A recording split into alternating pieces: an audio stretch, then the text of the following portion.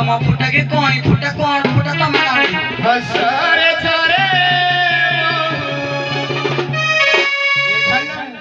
अल्लाह हसिले हसटा लखे टका देलहु सत्तर तो में मते ते भलो पा पूरा मामा से कहला जत भलो पा मामा से कह देलो अन्ना मुहुरे जति की मिठा न खाए तो हसठारे मो बहुत माला मो पांच हाथ मोर आई जरो गाया मा खाई के करिला मो बचम कागज आई चाली रे तोरा फुटे हसरे छरे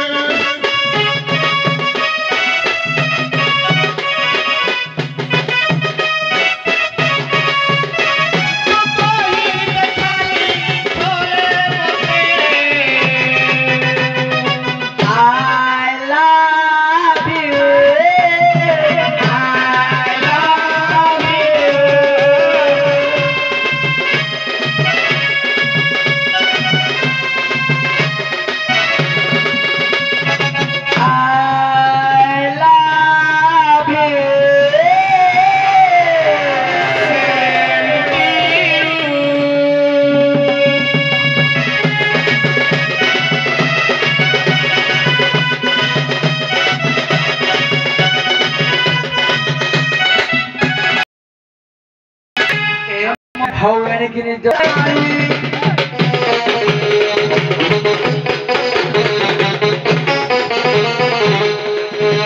रांडी जे हसुदो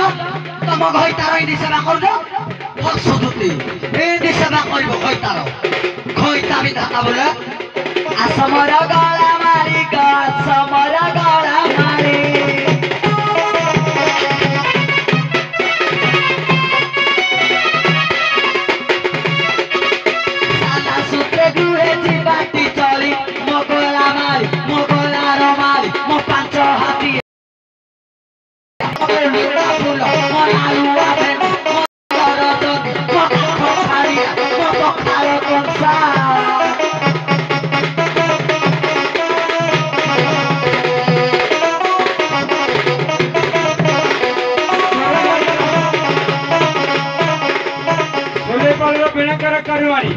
साला सुने तुरे जीवा चली मग